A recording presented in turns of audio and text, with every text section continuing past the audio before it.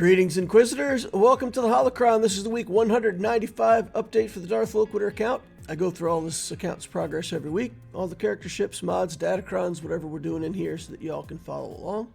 Please remember, as we get started, hit that like button. It does help me, helps the channel. I'd appreciate it if you could do that for me. So I was on vacation with my family, but I did get time to play and collect, and we got the Phalanx to relic levels while I was on a cruise to Alaska.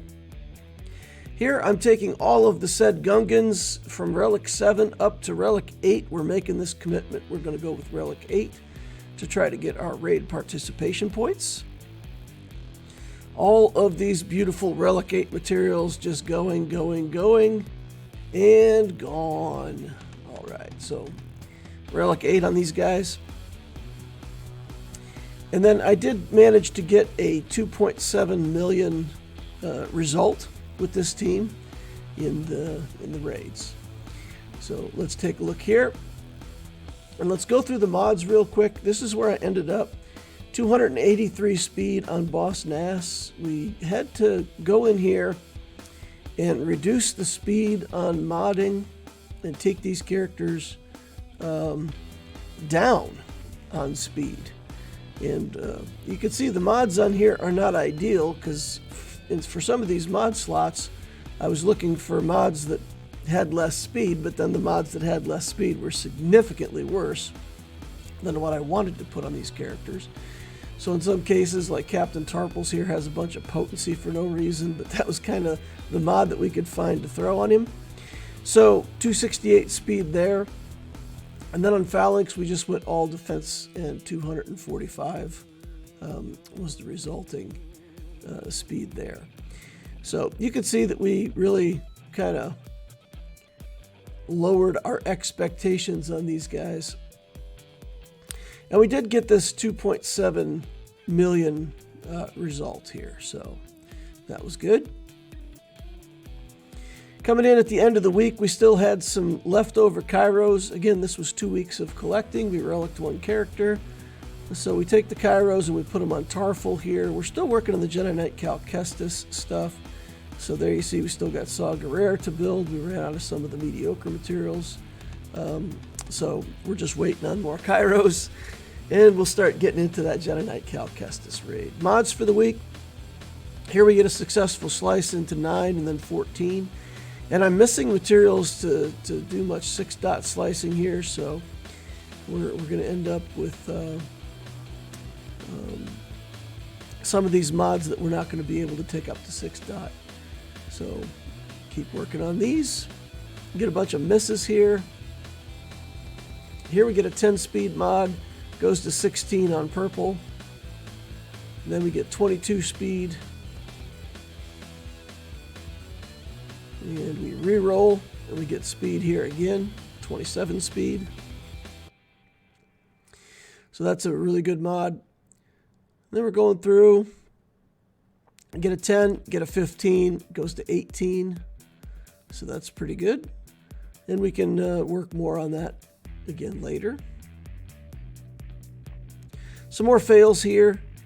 And we're down in the 4-speed mods. Here we get a 9-speed mod. I decided not to take that to purple. We get a couple more misses. Here's a 10-speed mod that goes to 15. And we just have to lock it down at 15. And not proceed with the 6-dot version. So when we get more 6-dot slicing materials, we'll be able to explore some of these mods. Here we're re-rolling some Datacrons. We re-roll this mechanic and get 50 RT on the mechanic. There's other characters that we want more. I'm going through the list here, looking things up. Enfys Nest.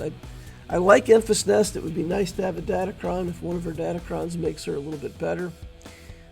Here we roll into a Stormtrooper Han. We've already got the Stormtrooper Han Datacron, so I re-roll again. And get Gamorrean Guard is my only other option besides Han, so probably not going to be using a Gamorrean Guard Datacron, but I took it anyway. And here we get that Enfys Nest Datacron, so I'm able to get that. And it's the one that the first time she gets killed, she gets revived. So for some matchups, that might be fun to try to take Nest in and see if she can get it done, and then if they randomly get one kill on her during the event or during the battle, then she'll get resurrected. We get a Nihilus, level 9 here, and we've got the Triumvirate, but they're Relic 1 and Relic 3 and numbers like that, so we're a long way away from getting all those bonuses.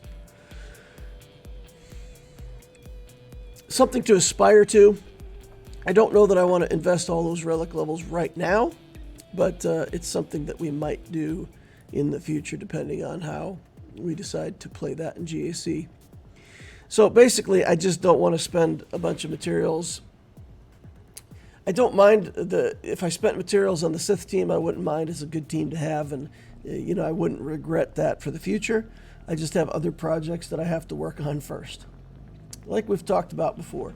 So week 195, we're up to 9.81 million galactic power. I got 80,000 galactic power over the course of the 2 weeks, and that had mostly to do with finishing out the Gungans and getting them up to Relic 8. We got 179 relics now because of that Phalanx, 155 Zetas, 28 Omicrons. JMK is still getting us top 50 in Squad Arena. In Fleet, we're getting top 5 with a combination of Profundity and the Chimera Fleet. Grand Arena, we dropped down to Kyber 3 for a minute, but we're back up to Kyber 2 already, so I'm just going to call it Kyber 2. The project is going to be JarJar or Jedi Knight Cal Kestis, whichever comes first, in week 197. So that's the idea. Next week, we're working on farming Kelleran Beck and Paz Vizsla. Fleet Arena, or Fleet Energy, we're done with all of the Fleet Energy farms except for just getting materials for relicking. Cantina, working on Padawan, Obi-Wan. Mods, we'll do this typical split with 4 slicing, 3 mods. Refresh strategy is the same. We'll do 1 extra refresh on energy, trying to get ahead on the Kairos. The planning is the Jedi Knight Cal Kestis journey and finishing out the Gungans. We also have the Galactic Republic team with Queen Amidala to finish out. And then there's a lot of stuff on Tier 2 that we want. There's so much stuff that we're waiting for Cairo. So getting 2.7, I didn't record the raid. Next week when we have the raid up, I'll record some footage and I'll show what that looks like. I'll show a run with the 2.7 million Gungans with these mods on them, and you guys can see how it works out. I found it strange that I had to sort of reduce the quality of the mods on these characters, and at first I couldn't understand why they seemed to be doing better when I slowed them down. But then I started looking at the way it plays out, and there's a sequence where you can get retaliation on your characters and do a bunch of counterattacks and kill the droids and clear the waves. But you got to time it, because the leader droid on his first action will dispel all the buffs off of your team. So if you use that on the first round and he dispels it right away, you don't get to keep it. So I think slowing down the characters just puts this into a timing where I have more uptime. It provides better counterattacks during that sequence. It's the only thing that makes sense, because I can't figure out why else putting worse mods onto these characters would make sense. So the key thoughts that I had going through here, if you're using Gungans, if you're trying to get a good score with Gungans, there's a few things that seem to make sense to me. So when you get the opportunity to do the little space battle and pick a buff, use that buff, whatever it is, to help you get through the waves. Those waves have the stap in them. And then when you get to the droidica waves, I use the big AoEs to clear the droidica waves very quickly. So you take a little bit more time on the first wave, you use the ability that, or whatever you get from the aerial battles, and clear that wave, and then you drop the big bombs on the droidica wave, very quickly go to the next wave where you can go to the air again, get another buff, work your way through that, drop the big bombs on droidica. So that's the sequence that worked out for me, was to, not always, but in general, to save the big AoE hits for the droidica waves.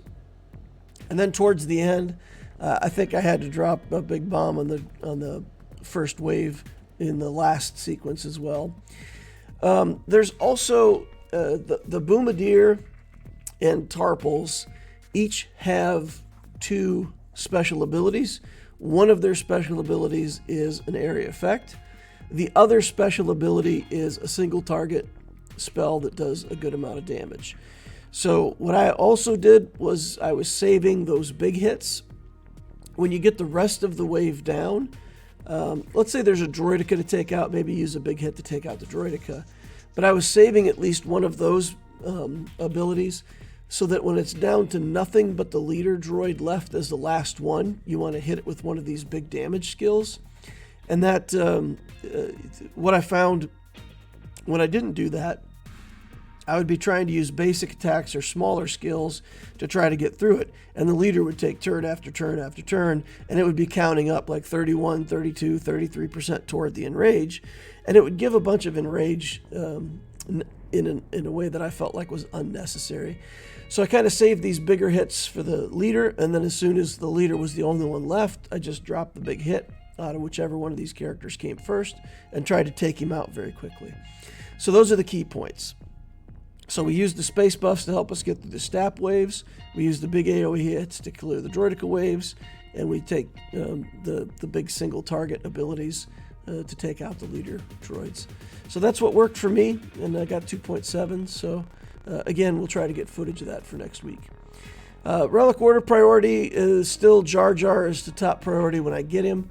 Then the Vandor, Chewbacca, Stormtrooper Han are definitely characters that I want to just put relics on, maybe take them up to Relic 3 for the purposes of taking advantage of Datacrons. But we'll save materials and save, most of the Kairos for the other characters that need them. Then we got Jedi Knight Cal Kestis, Master Qui-Gon, and Padawan Obi-Wan. Those are all kind of in a bundle. So JarJar, Jedi Knight Cal, Qui-Gon, and Kenobi. And we'll get all 4 of those. I think it'll take me about 6 weeks to get all of them up to relics. And then for the Queen Amidala team, we're going to start at Relic 7. We're going to see how our contribution is. And then later we'll build them up to higher relics, depending on what we need our raid contribution to look like for the guild. And below that, we've got some other targets. And STAP I deprioritized to Cantina farming energy. So we'll keep chipping away at that. So that sums up week 195. Just some vacation time with a whole bunch of collecting and then building the Gungans. And that pretty much summarizes what I did for those 2 weeks. Hopefully you all are working your way into Gungans for the raid. I know a lot of the mid-game players who have similar kind of accounts are just waiting on this JarJar event to come back around. Some people, now that they've discovered that the event can be done for 2.7 or whatever, to max out the relative tier that you're on even without JarJar. I know there's quite a few people that are planning to not even build JarJar and spend materials on him.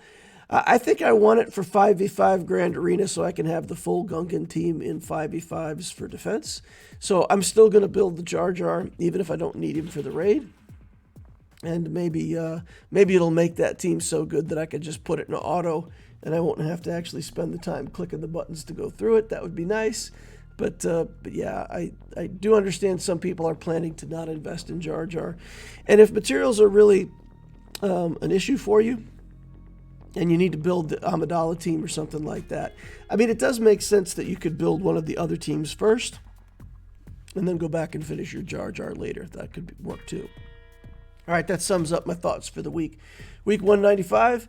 Thank you all for watching. Appreciate each and every one of you. Please hit the like button on the way out if you didn't hit it on the way in. Subscribe. Hit the notification bell to watch more stuff like this in the future. And of course, join us over on the Discord. We got a nice Discord community. A lot of good people over there. Experienced players willing to help out newer players asking questions about account building and getting good answers. There's an Ask Loquitur channel. You can ask questions of me directly and I'll try to help you. Hope to see you over there. Thank you all for watching, and we'll see you in the next Holocron.